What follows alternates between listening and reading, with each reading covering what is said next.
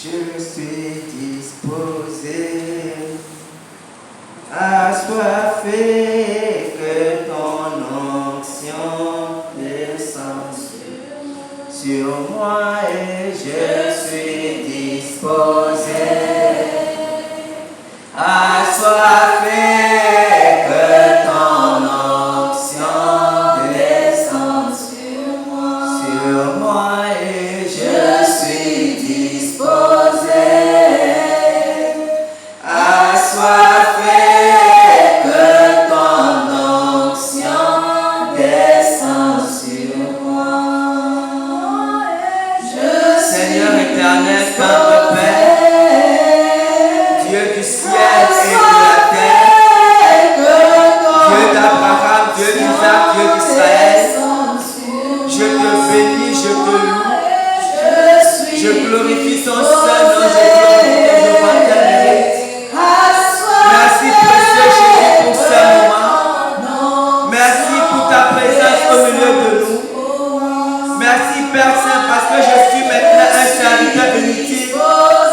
Merci pour les frères qui sont disposés pour recevoir ta parole. Je t'en supplie, manifeste-toi puissamment, Dieu de grâce et de gloire. Manifeste-toi puissamment, tendre Père. Touche un cœur ce matin. Touche quelqu'un ce matin. Roi éternel, roi des nations. Transforme une vie ce matin.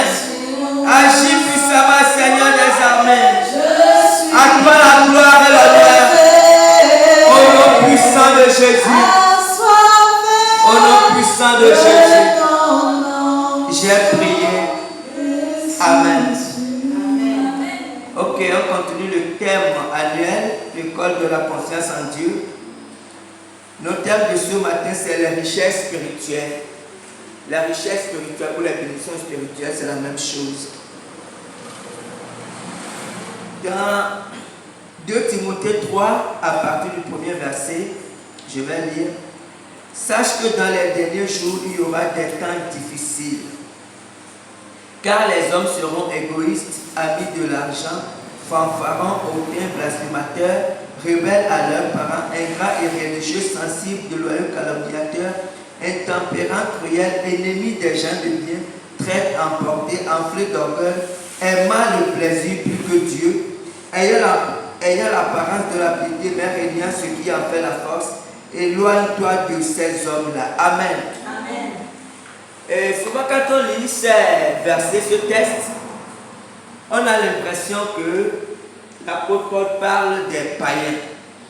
Mais l'apôtre Paul ici ne parle pas des païens. Quand vous lisez les écrits de Paul, l'apôtre Paul parle beaucoup à l'église. Et ici, l'apôtre Paul parle des chrétiens. Quelques sachent que dans les derniers jours, il y aura des temps difficiles. Ça nous dit bon. Car les hommes seront égoïstes. Il ne parle pas des non-chrétiens. Parce que, à la fin, Paul dit quoi? Éloigne-toi de ces hommes-là. Le verset 5. Timothée n'a pas besoin de s'éloigner des païens, quel que soit ce qu'ils sont. Comme nous aussi n'avons pas besoin de nous éloigner des païens, quel que soit ce qu'ils sont ou ce qu'ils font. Même si un païen est un assassin, tu sais qu'il est un assassin. Tu ne dois pas te loin de lui parce que tu as le devoir de lui prêcher l'évangile. Mais ici, l'apôtre Paul parle des chrétiens, mais qui ont ces comportements. C'est pour ça que Paul dit, éloigne-toi de ces chrétiens-là qui ont ce comportement. Comprenez? Donc ici, et Paul parle des derniers temps, et je peux dire que nous sommes en plein dans ces derniers temps. Et c'est pour ça que les richesses spirituelles se font de plus en plus rares dans le milieu chrétien. Les richesses spirituelles se font de plus en plus rares parce que nous sommes, on va dire ça, focus, comme on dit, nous sommes braqués sur les richesses temporelles, sur les bénédictions temporelles, à tel point que nous oublions même les richesses spirituelles. Or, les richesses spirituelles sont très très importantes pour nous et pour les autres. Nous allons comprendre ça ce matin. Amen. Amen. Grand 1, les richesses spirituelles. Il existe 3 catégories de richesses spirituelles. Il y a le fruit de l'esprit, il y a les dons de l'esprit et il y a la statue spirituelle. Grand A, le fruit de l'esprit. Galates 5, 22 le dit clairement, mais le fruit de l'esprit, c'est l'amour, la joie, la paix, la patience, la bonté, la bénignité, la fidélité, la douceur, la tempérance. Ces choses sont énumérées dans ce verset, comprenez. Mais ces choses, ce sont ou c'est des comportements surnaturels. Ce n'est pas des comportements naturels. Ici, quand l'apôtre Paul dit, mais le fruit de l'amour, c'est l'amour, la joie, la paix. Ici, l'amour dont parle l'apôtre Paul, nous savons que c'est l'amour agapao. C'est-à-dire qu'en fait, c'est l'amour qui aime son prochain. C'est l'amour qui aime celui qui te fait du mal. C'est l'amour qui prie pour celui qui cherche à te faire du mal. C'est de ça, ici, Paul ne parle pas de l'amour que nous avons pour un couple, ou de l'amour que nous avons pour nos enfants, ou de l'amour que nous avons pour les gens qui nous cherchent du bien. Non. Ici, c'est l'amour, et c'est l'amour que Jésus a manifesté à la croix. Il a prié pour ceux qui lui faisaient du mal. Donc voilà l'amour dont parle ici Paul. Et la joie et la paix dont parle Paul, c'est la même chose. Ici, l'apôtre Paul ne parle pas de la joie que nous avons quand nous avons une bénédiction, quand nous avons une bonne nouvelle. L'apôtre parle de la paix et de la joie que nous avons quand les choses vont très très mal. Vous savez, c'est quelque chose qui se manifeste dans la vie du chrétien. Une parenthèse. Tout à l'heure, quand maman l'a dit, a témoigné, elle a dit que vendredi, elle sentait dans son cœur quelque chose. Mais en fait, c'est quelque chose qu'elle ne savait pas, on va dire ça, interpréter, parce qu'elle est encore jeune dans la foi. Et elle sentait en fait c'était dans son esprit qu'elle sentait quelque chose, et on a prié effectivement pour elle. Mais elle sentait une douleur qui se passait dans sa famille. Comprenez? Quelque chose se passait dans sa famille, et le Saint-Esprit lui faisait sentir cette douleur. Et effectivement, quand on ressent ces choses-là, il faut prier. Et pour ceux qui savent prier en langue, il faut prier en langue. Parce que des fois, on peut sentir des choses, ou des fois, on peut sentir un danger sans savoir de quoi il s'agit. Et je le dis, quand ça arrive, pour ceux qui prient en langue, c'est de prier en langue. Parce que Dieu peut nous avertir d'un danger sans nous dire de quoi il s'agit. Tu te sens dans ton cœur comme tu es troublé, ou comme une alerte. Quand un chrétien ressent ça, il doit prier pour ceux qui le savent en langue. Maintenant, de la même façon que Dieu nous alerte, il y a aussi cette sensation qu'on ressent que les gens ne comprennent pas. Face à une situation difficile ou face à une mauvaise nouvelle, où je donne un exemple très simple. Imaginez qu'à la maison, l'enfant fait vraiment une bêtise, quelque chose de grave qui aurait pu faire en sorte qu'on s'énerve, qu'on soit vraiment fâché. Mais au lieu de se fâcher, c'est comme s'il y avait une contradiction dans notre cœur. Vous savez, c'est comme si quelqu'un versait de l'eau glacée dans votre cœur. C'est que vous savez que la situation est grave, mais en même temps dans votre cœur, il y a voilà ce qui se passe dans le cœur du chrétien. Il y a comme une contradiction dans notre cœur. Et c'est de ça que quand l'apôtre Paul dit la paix, la joie, c'est une paix que l'Esprit déverse dans notre cœur face à une situation difficile. Ce qui fait que les gens qui sont là et qui assistent à cette scène sont un peu étonnés. Parce qu'ils s'attendent à ce que vous ayez une certaine réaction, comme tous les autres. Mais vous se rendez compte que même, malgré ce qui se passe, telle ou telle personne a une autre réaction. Et c'est en réalité le vrai témoignage du chrétien. Vous savez, aujourd'hui, à cause de notre faiblesse, quand on dit faiblesse spirituelle, en tant que chrétien, nous avons ramené le témoignage du chrétien seulement aux choses matérielles. Vous comprenez? Dieu nous bénit sur le plan matériel. Et nous rendons grâce à Dieu, nous devons témoigner. Mais le vrai témoignage du chrétien, c'est dans le comportement. Face à certaines situations, quand je dis vous êtes le sel de la terre, vous êtes la lumière du monde, ce n'est pas par rapport aux choses matérielles, parce que les choses matérielles, les païens, Dieu a dit que les païens aussi font ça. Mais face à certaines situations où, imaginez que vous êtes dans un service et qu'on annonce une très mauvaise nouvelle. Tout le monde peut avoir une réaction parce que c'est une réaction naturelle, vous comprenez? Mais quelque chose peut se passer dans votre cœur. Ce qui fait que malgré cette très mauvaise nouvelle, vous avez comme une paix, vous avez comme une joie. Et c'est ça de ça que l'apôtre Paul parle. Ça, c'est le fruit de l'esprit, c'est un comportement surnaturel que le chrétien a. Ça, c'est une richesse spirituelle que les païens ne peuvent jamais avoir parce que ça vient de l'esprit. Amen. Amen. Grand B, les dons spirituels. Les dons spirituels, 1 Corinthiens 2 dit, il y a diversité de dons, mais le même esprit, diversité de ministères, même le même Seigneur, diversité d'opérations, même le même Dieu qui opère tout. Or, à chacun la manifestation de l'esprit est donnée pour l'utilité commune. On va s'arrêter là. Pour ne pas lire, parce qu'on va voir après les dons spirituels, c'est ce que nous voyons, les dons de guérison, les dons de prophétie, les dons que les hommes de Dieu manifestent. Comprenez? La Bible dit que ces dons, Dieu donne ses capacités, ce sont des capacités surnaturelles, mais ces capacités sont différentes des comportements. Parce que ces capacités, ce qui se passe, c'est que Dieu utilise un homme, par exemple un évangéliste, qui prie pour quelqu'un et la personne est guérie. Voilà aussi les dons. Et Dieu a donné ces dons, c'est aussi les richesses spirituelles que Dieu donne pour témoigner de sa présence au milieu du peuple de Dieu. Il donne aussi les dons spirituels qui sont très importants, que nous voyons souvent, et nous rendons grâce à Dieu pour ça. Maintenant, la troisième richesse importante qu'on ne connaît pas souvent, c'est la stature spirituelle. Selon le dictionnaire, la stature est, je vais dire que la hauteur de la taille d'une personne ou d'un animal. À la base, la stature, le dictionnaire définit ça comme la taille, on va dire, la hauteur, comprenez? Mais dans le fond, souvent la stature, on dit ça d'une certaine façon en définissant ce que la personne est. Si je dis par exemple, on utilise ça souvent pour estimer l'importance d'une personne. On peut dire avoir la stature d'un roi, avoir la stature d'un ministre, c'est que pour définir ce que la personne représente un peu.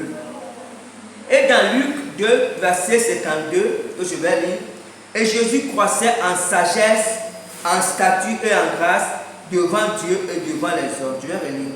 Et Jésus croissait en sagesse, en stature et en grâce devant Dieu et devant les hommes.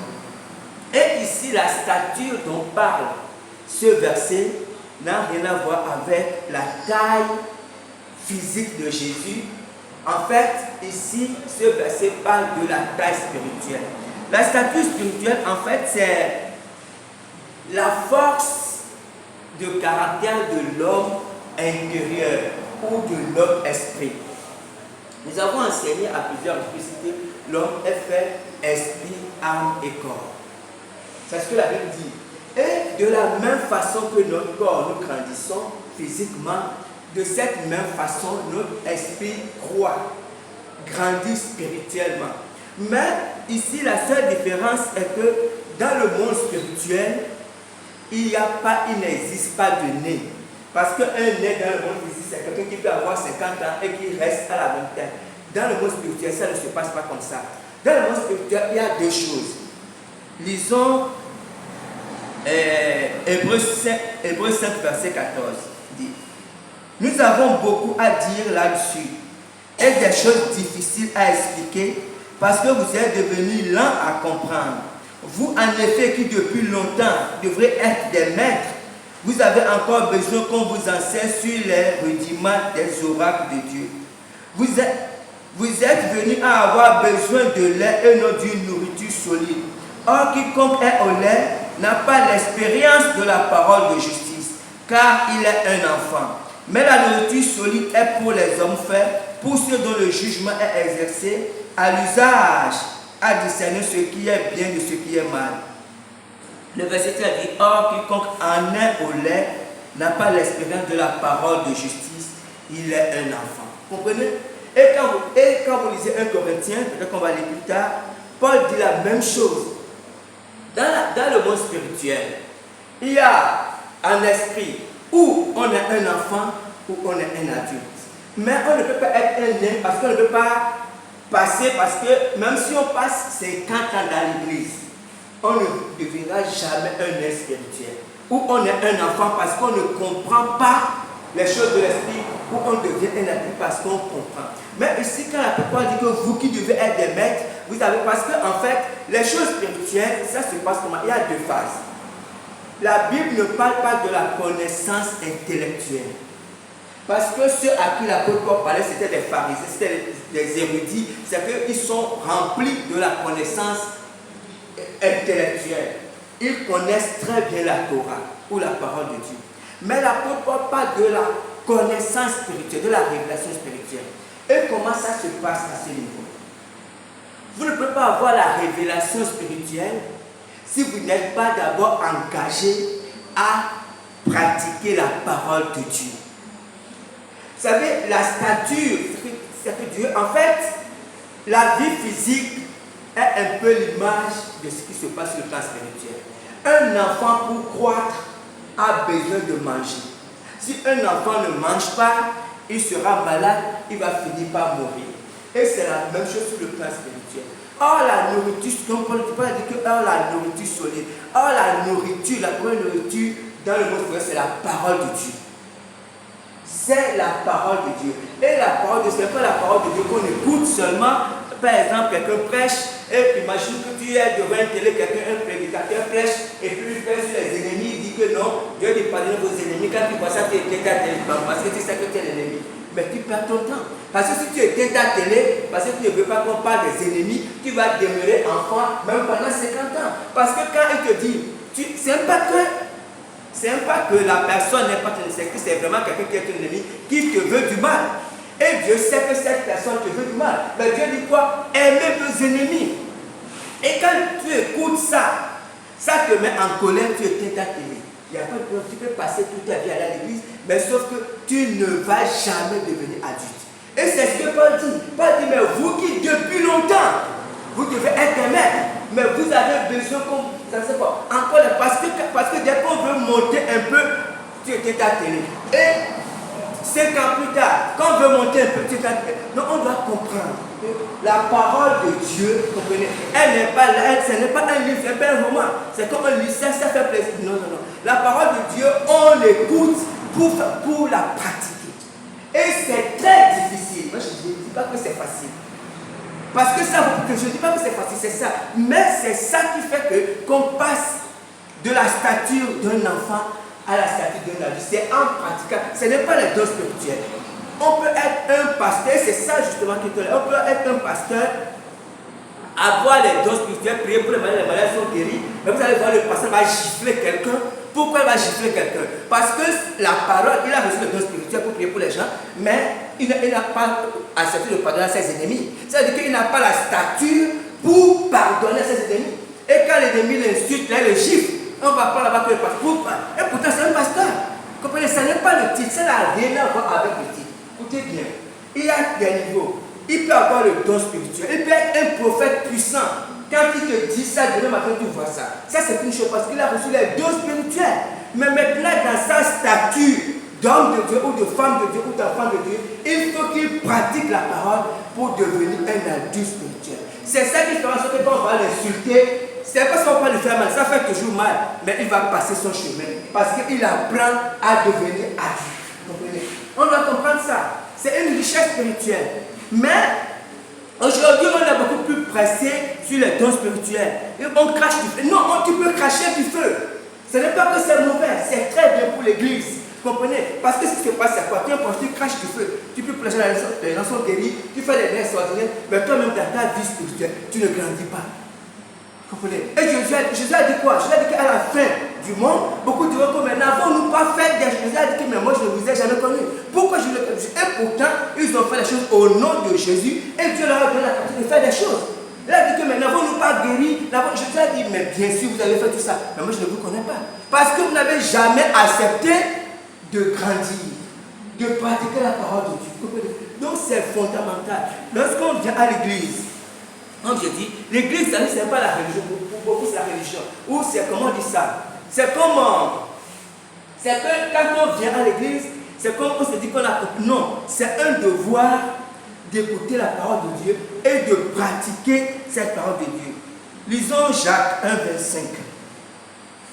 Mais celui qui aura plongé les regards dans la loi parfaite, la loi de la liberté, et qui aura persévéré, n'étant pas un auditeur oublié, Mais se mettant à l'œuvre, celui-là sera heureux dans son activité. Celui qui aura plongé son regard, il dit dans la loi, c'est-à-dire dans la parole de Dieu, et qui aura persévéré. Pourquoi? Parce que ce n'est pas facile. La personne qui dit que c'est facile, c'est un menteur. Parce que ce n'est pas facile. Comme l'a chanté maman, et c'est difficile. C'est ça. Ta volonté, et ce n'est pas faux, c'est difficile. Mais c'est la parole de Dieu, c'est la loi de Dieu, comprenez? Mais j'avais dit que c'est celui-là qui ne sera pas un auditeur oublieux. Il dit, mais il mettant à l'œuvre, c'est celui-là qui sera heureux dans son activité. Donc la parole de Dieu, elle est très difficile, ça je ne dis pas le contraire, mais quand on est engagé, quand on veut faire la parole de Dieu, Dieu nous donne la grâce d'accomplir sa parole. La grâce, c'est la force, comprenez? Parce que quand quelqu'un te gifle et puis tu le laisses passer, vous savez, dans cette situation, on peut penser que c'est celui qui gifle qui est le plus fort. Non. Mais honnêtement, même s'il y avait un maigrilet qui savait que doit le bastonner, il devait quand même répondre d'abord à accepter qu'on le bastonne. Mais c'est le plus difficile, c'est partir. Ça là, c'est très compliqué. Comprenez? Donc on doit comprendre que c'est ce que Dieu nous demande. Et des fois, c'est très très difficile pour notre chair. Grand 2, chrétien malheureux. Chrétien malheureux. Vous savez, chrétien malheureux est ce que les Français appellent un antonyme. Parce qu'un antonyme, en fait, c'est deux mots qui veulent dire une chose et son contraire. C'est comme je disais, chaud et froid. Les deux, en principe, ne marchent pas ensemble. Et dans la conception de Dieu, le chrétien ne devrait pas être malheureux. Écoutez, le chrétien peut être pauvre. Le chrétien peut être malade. Le chrétien peut être au chômage. Il peut être divorcé. Il peut ne pas avoir, il peut être ne pas avoir d'enfant, ne pas avoir de femme. Il peut être persécuté. Il peut être toutes ces choses, même en même temps cumulées, mais il ne doit pas être malheureux. Et c'est là où c'est là la volonté de Dieu. C'est là où justement la joie et la paix de Dieu agissent. L'apôtre Paul a dit, 1 Thessaloniciens 5, verset 16, soyez toujours joyeux. Une parole biblique. Soyez toujours joyeux. Paul n'a pas dit soyez de temps en temps joyeux. Comprenez? Mais il dit soyez toujours. Vous savez, et ici, et lorsque Paul écrivait ces paroles, Paul lui-même était emprisonné et c'était une période d'une très très grande difficulté, persécution. Comment Paul peut-il dire aux gens d'être toujours joyeux alors que même le païen le plus sec dans la vie, comme on dit, il y a des hauts et des bas. Même le chef de l'État, il y a des moments où il sera très content, sûrement quand il est prêté serment, mais il y aura des moments où il sera très triste à cause des soucis qu'il aura. Donc tout le monde sait que dans la vie, il y a des hauts et des bas, il y a des moments où on est triste et il y a des moments où on est content. Mais Paul dit non, vous devez être toujours joyeux. Et Paul n'a pas dit seulement d'être toujours joyeux. Paul lui-même, il a vécu comme ça. La Bible dit que Paul et Silas s'étaient retrouvés en prison. Et ils n'étaient pas seulement emprisonnés. On les a mis au fond de la prison.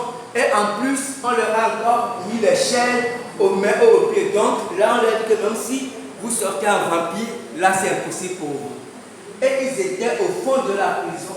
Et qu'est-ce qui s'est passé? La nuit, les prisonniers les entendaient chanter des cantiques. Et c'est ça qu'on a dit, ça c'est, pour nous aujourd'hui, ça c'est une aberration. Si un chrétien fait ça dans notre génération, même nous chrétiens, nous allons dire qu'il est mabou. Et c'est ça ce qui est étonnant avec l'Église aujourd'hui.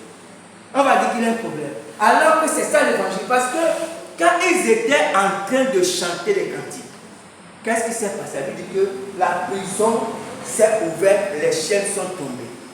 Parce qu'ils ont glorifié Dieu dans les difficultés.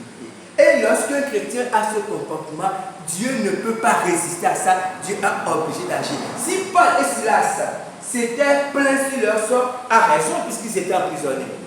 Vous comprenez? Ils étaient d'abord saisis parce qu'ils prêchaient l'évangile. Donc on pourrait dire qu'à raison, qu'ils ont raison de se plaindre. Et souvent, nous pensons, nous chrétiens, que nous avons raison de nous plaindre. Et c'est là que nous passons totalement à côté. Parce que lorsque nous sommes accablés, vous savez, nous réfléchissons comme des hommes. Et comme nous sommes comme des hommes, nous disons que même dans cette situation, même Dieu doit comprendre que c'est difficile pour nous. Mais le problème, c'est que Dieu ne comprend que sa parole. Ce qui est dit dans sa parole. Nous savons, Dieu n'est pas un Dieu, a dit qu'il n'est pas un homme pour réfléchir comme nous, pour penser comme nous. Dieu ne suit que sa parole. Ça veut dire que les choses sont difficiles. Quand les choses sont difficiles, ce que nous faisons, nous nous mettons à genoux de notre Seigneur. Seigneur, là, ça c'est très compliqué. Aide-moi à tenir. Mais si nous nous plaignons, là, Dieu n'est plus avec nous. Nous comprenons. Je prends notre exemple, l'histoire du désert. Le peuple de Dieu est sorti du désert. Ils sont sortis d'Égypte, ils sont entrés dans le désert. Et quand ils sont sortis d'Égypte, Dieu leur a dit qu'il va les amener dans un beau pays à Canaan. Comprenez? Voici ce que Dieu a dit. Et ils sont partis, ils sont entrés dans le désert. La Bible n'a jamais dit, même Dieu dit, quand il disait que même Dieu dit quoi? Cet affreux désert. C'est que même Dieu le qualifie comme affreux et Dieu reconnaît qu'ils ont souffert dans le désert. Dieu dit que je vous ai fait souffrir de quoi? De faim et de soif. Parce qu'il faisait 3 jours sans voir de l'eau. Donc il fallait chercher de l'eau. Donc ce n'est pas que quand ils étaient dans le désert que c'était très compliqué. Vous comprenez?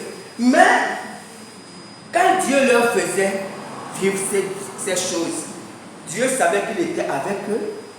Dieu savait que c'était compliqué pour eux. Mais la Bible dit que le peuple passait son temps à se plaindre. Et quand ils se plaignaient, ils disent à Dieu que non, il veut manger le pain.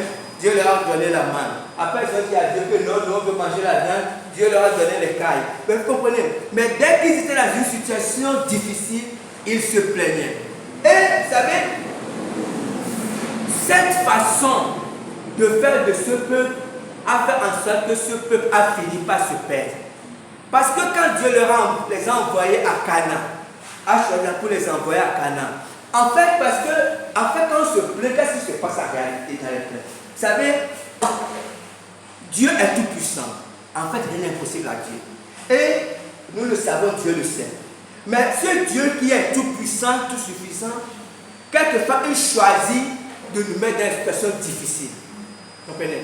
Maintenant, si nous sommes dans cette situation et nous plaignons, en fait, nous pensons des fois que nous disons non, c'est directement contre Dieu. En fait, c'est comme si nous disons à Dieu qu'il est injuste envers nous. Les plaintes, c'est un manière de dire à Dieu que tu es injuste envers moi, ou tu ne reconnais pas ma valeur, ou tu ne reconnais pas. En fait, c'est comme si Dieu nous devait quelque chose et que Dieu n'a pas fait cette chose. Vous comprenez? C'est ça les plaintes. Parce que Dieu qui est puissant pouvait changer les circonstances de nos vies. Et pourtant, Dieu les laisse comme ça. Comprends? Et ce peuple se plaint dans le désert. Il disait d'abord qu'on aurait mieux fait de rester là-bas en Égypte. Et Dieu écoutait ça, Dieu n'a rien dit. Et quand Dieu les a envoyés explorer Canaan, ils sont revenus encore avec les plaintes. Et Dieu a dit que cette fois-ci c'est terminé. Tous ceux qui se sont plaints n'entreront pas à Canaan. Et effectivement, ils ne sont pas entrés. Parce que, vous savez, quand ils se plaignaient, en fait, ils ramenaient les choses vers eux. En fait, c'est une manière de ne voir que ses intérêts. Seigneur, en fait, c'est le moi qui part à chaque fois. Et Dieu dit, c'est fini pour vous. Quand vous vous êtes plaint, retournez, vous n'irez plus à Canaan. C'est pour ça que Dieu déteste beaucoup les plaintes et les murmures. Comprenez? Parce que premièrement, qu'on ne veuille pas, à chaque fois qu'on murmure, en fait, c'est toujours contre Dieu. Quand on est chrétien. Parce que je dis une autre chose. Jésus a dit, quoi dans Matthieu 6? Jésus a dit de ne pas faire comme les païens qui cherchent le manger et le boire, que votre Père sait que vous en avez besoin. En d'autres termes, Jésus dit, ne vous inquiétez pas, votre Père sait que vous avez besoin de ces choses et votre Père va pouvoir à vos besoins. Vous comprenez? Ça veut dire qu'en fait, Jésus met responsable Dieu pour notre vie, pour nos conditions. Mais à partir du moment où les choses que nous nous plaignons, en fait, nous remettons un peu en cause Parce que c'est Dieu qui est responsable de nous. Comprenez? Quelle que soit la situation, qu'on travaille, qu'on ne travaille pas, c'est d'abord Dieu qui est responsable de nous, qui nous donne la force, l'intelligence, d'abord qu'on se réveille en forme, tout ça c'est Dieu. Donc s'il arrive qu'on n'a pas séché le plan, se plaint, en fait, directement, on accuse Dieu de ne pas jouer son rôle quelque part. Parce que s'il avait joué son rôle, je ne serais pas malade. S'il avait joué son rôle, j'aurais du travail. S'il avait joué son rôle, je n'aurais pas fait. Donc, en fait, c'est pour ça que Dieu déteste les plaintes. Comprenez? C'est pour ça que David dit quoi? Rendez grâce à Dieu en toutes choses. Parce que, vous savez, des fois, quand on est dans une situation difficile, pourquoi David dit de rendre grâce? Tu peux être malade, ok? Tu peux avoir faim, c'est vrai, mais tu t'es quand même réveillé. Donc, quand tu dis à Dieu, Seigneur, je te rends grâce, c'est vrai que les choses sont très très compliquées.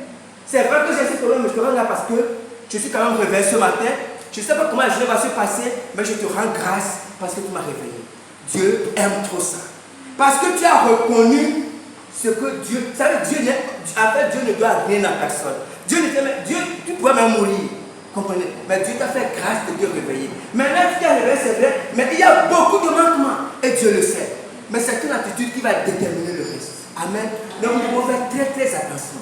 Vous savez, la vie chrétienne, ce n'est pas, comme je dis, ce n'est pas, on vient de l'écoute. Non, non, non. La vie chrétienne n'a rien à voir avec ça. La vraie vie chrétienne est difficile. Ça, c'est un engagement qu'on prend de marcher avec Jésus. C'est qu'on dit qu'elle est difficile, mais c'est le choix qu'on fait. Amen. Amen. Grand 3, on va aller vite. Grand 3. Pour ne pas traîner sur ça. L'objet des richesses spirituelles. L'objet des richesses spirituelles. Éphésiens 4, versets 11 à 13. Et il a donné les uns comme apôtres, les autres comme prophètes, les autres comme évangélistes, les autres comme pasteurs et docteurs, pour le perfectionnement des saints, en vue de l'œuvre du ministère et de l'édification du corps de Christ, jusqu'à ce que nous soyons tous parvenus à l'unité de la foi et de la connaissance de Dieu, à l'état d'homme fait, à la mesure de la stature parfaite de Christ. Amen. Vous savez, tout à l'heure, on parlait des dons spirituels. On a parlé des dons spirituels, des fruits de l'esprit, de la stature, toutes ces richesses spirituelles. Et c'est vrai que quand on voit dans l'histoire de l'Église, et même actuellement, il y a des hommes et des femmes de Dieu extraordinaires, remplis de dons. Et toutes ces choses sont extraordinaires. Nous rendons grâce à Dieu pour ça. Mais la Bible dit que toutes ces choses, tous ces dons, toutes ces qualités, ce que vous voulez, Dieu a dit qu'il a donné ça. Pourquoi? Pour un seul but, pour le perfectionnement des saints en vue de l'œuvre du ministère. En d'autres termes, Dieu a dit qu'il donne des dons, il donne une notion puissante à certains pour que l'Église devienne forte, pour que les chrétiens grandissent et pour que l'Église arrive à un niveau, à la stature, à un niveau où on sera des chrétiens forts, des hommes et des femmes forts pour la gloire de Dieu. Et qu'est-ce que Satan fait? Vous savez, Satan distrait beaucoup l'Église. Satan nous crée beaucoup de problèmes. Comprenez? Et ça, il faut savoir. Et Satan, quelque part, est dans son rôle. Parce que Satan connaît l'enjeu du ciel et de la terre. Et malheureusement, nous ne connaissons pas cet enjeu. Satan crée beaucoup de problèmes aux chrétiens. Et Dieu n'a jamais interdit à Satan de créer des problèmes aux chrétiens. Ça, on doit comprendre. Dieu bloque. Jésus a dit seulement que vous ne serez pas tentés au-delà de vos forces. Ça veut dire que Satan va vous créer des problèmes, mais je ne permettrai pas qu'il aille au-delà de ce que vous pouvez supporter. Mais même la carte au-delà de vos forces, parce que quand nous donnons vos forces, nous le voyons avec nos regards, mais malheureusement c'est avec les regards de Dieu qu'on doit le voir. Parce qu'il y a des choses qui nous dépassent totalement, parce que pour nous, c'est insupportable. Alors que Dieu, il s'est dit que nous avons encore des ressources pour supporter. Donc, nous devons comprendre. Donc, lorsque Satan nous crée des problèmes, en fait, c'est pour nous diriger justement vers les choses charnelles. Parce que lorsque Satan complique nos vies, il veut que nous soyons focus, nous soyons orientés. Parce que quand tu as des problèmes, tu essaies de les résoudre. Et quand tu passes ton temps à vouloir régler les problèmes, après tu es distrait de ce qui est essentiel. Tu es distrait du ciel. Comprenez? C'est pour ça que Paul a dit, déchargez-vous de tous vos soucis. Paul dit, voici la stratégie. Lorsque vous avez des soucis, Paul n'a pas dit que vous n'avez pas de soucis. Il a dit que nous, c'est que nous en avons parce que le Seigneur en avait beaucoup, il en avait énormément. Et Paul dit, c'est comme si il disait que voici ce que moi je fais. Lorsque j'ai des soucis, je me décharge de tous mes soucis sur lui. C'est que tu vas chez Dieu, tu pries jusqu'à ce que ton corps soit touché. Parce qu'elle dit, et la paix de Dieu qui surpasse toute intelligence, c'est que c'est une situation où tu es accablé et Dieu sait que tu es accablé. Mais lorsque tu es accablé, ce qui est important pour Dieu, c'est ton comportement. Comment tu vas te comporter? Dieu reconnaît la situation. Maintenant, c'est ton comportement qui fait la différence. Quand tu vas vers Dieu, tu cries à Dieu, quand tu implores la grâce de Dieu, à un moment donné, tu vas sentir comme une paix dans ton cœur. En fait, si tu ne ressens pas cette paix, continue à prier. Parce que la paix, c'est la réponse de Dieu. Paul dit, et la paix de Dieu qui surpasse tout gardera vos cœurs et vos pensées en Jésus-Christ. Parce que lorsqu'on est oppressé, lorsqu'on a des difficultés, c'est le cœur et la tête qui sont emballés. On peut passer à 10 millions de choses en une seconde parce qu'on est sous pression. Comprenez? Donc on doit comprendre que, vous savez, l'Église, vous et moi, si on savait l'importance que nous avons pour le cœur de Dieu, si on savait, vous savez, on est préoccupé par beaucoup de choses, alors que nous sommes tellement importants pour Dieu.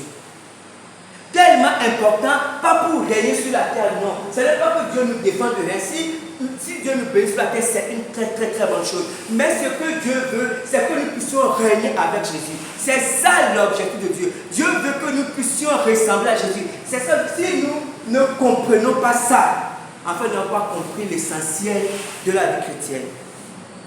Dans Jean 17,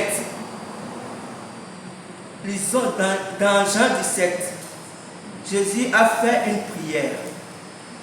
Jean 17, je vais trouver, ok. Jésus a dit, je vais lire, j'ai fait connaître ton nom aux hommes que tu m'as donnés du milieu du monde. Ils étaient à toi et tu me les as donnés et ils ont gardé ta parole. Je ne suis plus dans le monde et eux, ils sont dans le monde. Je vais à toi, Père Saint, garde en ton nom ceux que tu m'as donnés, afin qu'ils soient comme nous. Lorsque j'étais avec eux dans le monde, je les ai gardés en ton nom. J'ai gardé ceux que tu m'as donnés, et aucun d'eux ne s'est perdu, sinon le fils de perdition, afin que l'écriture fût accomplie. Vous savez, ici, cette prière, Jésus était en train de montrer son cœur par rapport aux disciples. Jésus montrait l'importance capitale, ce que Jésus a fait quand il est venu sur la terre. Il est venu d'abord pour sauver l'humanité et pour ça il a donné sa vie. Il est venu pour prêcher l'évangile et il a prêché l'évangile. Mais la troisième chose importante que Jésus a faite, c'est de garder ce que Dieu lui a donné.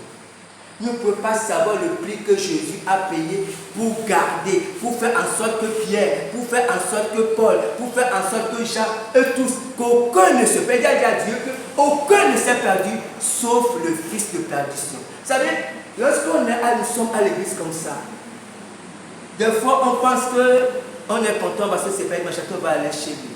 Mais nous sommes en train de combattre là, nous sommes en train de combattre pour notre vie.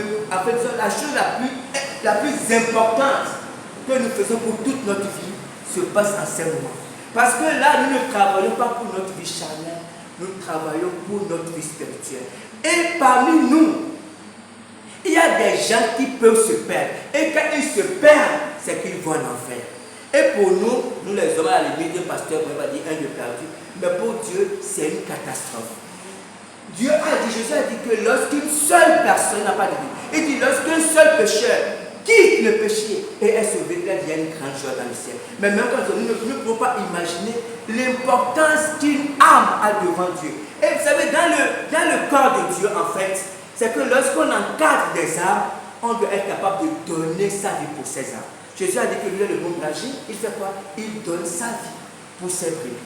Et en fait, c'est un enseignement que Jésus a donné au berger. C'est le principe. Que le berger, parce que le berger naturel, c'est ce que David a fait. Le berger naturel donne sa vie pour les brebis. Et c'est la même chose que le berger spirituel devrait faire. Comprenez? Mais ne veut pas seulement le pasteur.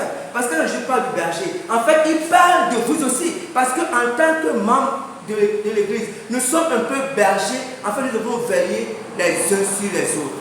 C'est très très important. Et si on ne comprend pas qu'une âme est très importante pour Dieu, qu'un frère est très important pour Dieu, qu'une soeur est très importante, alors on n'a pas compris l'essentiel de la vie chrétienne. Parce que ici, Jésus, il était obligé de partir, mais il dit au Père, Père, moi je m'en vais. Quand j'étais là, je jouais mon rôle, je veillais sur eux. J'ai pu les protéger et ils sont tous demeurés chrétiens. Vous savez, chrétien avec quelqu'un nous jouons pas son truc. Non, c'est très important. Quand je dis chrétien, je ne dis pas de vrai chrétien. Quelqu'un qui est né de nouveau. Comme on l'a dit ce matin, on ne peut pas passer à côté de la croix et demeurer le même. C'est impossible. Quand quelqu'un passe à côté de la croix, ou si quelqu'un est, enfin, comme on dit, est né de nouveau réellement, il ne peut plus jamais demeurer la même personne. Mais quand il y a une personne comme ça, quelqu'un qui est vraiment né de nouveau, même dans un village, même un seul, il est très très important pour Dieu. Il est capital pour Dieu. Dieu peut même susciter beaucoup de chrétiens dans le monde pour prier pour cette seule personne. Mais nous, vous savez, mais nous dans nos rapports avec les bien-aimés, vous savez, à la limite, c'est comme si on s'en fout un peu. Et c'est dommage, parce que vous savez, ici, quand on voit l'église d'aujourd'hui, on prend notre situation, nous sommes dans un pays démocratique, nous sommes libres de nous retrouver ce matin dans la chose. Mais en même temps, dans le monde, si on prend par exemple le nord du Nigeria ou certains pays, certains chrétiens, parce qu'ils sont chrétiens, payent de l'œuvre. On les tue parce qu'ils sont chrétiens. Vous savez, quand vous allez au nord du Nigeria, là-bas, chez les gens, il y a beaucoup d'Arabes, ils viennent plein les pasteurs. Ils te demandent, est-ce que tu veux renoncer à Jésus? Parce que ce pasteur, il peut dire non. Si tu dis que tu renonces à Jésus, on te laisse tranquille, tu vis ta vie tranquillement. Mais si tu dis que tu ne renonces pas à Jésus, ils vont te tuer. Ils vont te faire du mal, ils vont te tuer. Mais cet homme, justement, ce Nigérien, ce pasteur nigérien, il avait le choix de dire, bon, je renonce à Jésus. Mais pourquoi accepte-t-il de payer sa vie pour ça? C'est qu'il comprend l'importance de l'engagement qu'il a pris. Même quand ça a je dis non, je préfère, et vous voyez les vidéos qui passent, vous allez voir, des fois il y a certains combus. Comprenez? Parce qu'en fait, il sait que l'engagement, ce n'est pas que c'est facile, mais il a pris un engagement, et avec la grâce de Dieu, il va comprendre. Mais nous, vous savez, pour nous, bon, nous devons faire très très attention avec notre vie chrétienne. Parce que la vie chrétienne a une dimension très très importante dans le cœur de Dieu. Dieu dit que son souhait, c'est que tous les hommes soient sauvés. Bon, maintenant, à défaut de tous les hommes, Dieu veut que le maximum de personnes soient sauvées. Donc, lorsque quelqu'un devient chrétien, un frère, une soeur, un bien-aimé, si on connaît que quelqu'un est un chrétien, nous devons vraiment nous investir dans la vie de cette personne. C'est quand nous voyons un chrétien, vraiment chrétien, qui est en train de se perdre, et puis nous restons tranquilles, là, Dieu pleure parce qu'on n'a pas compris l'essentiel. Amen. Amen. Que Dieu bénisse sa parole. Je peux m'arrêter ici.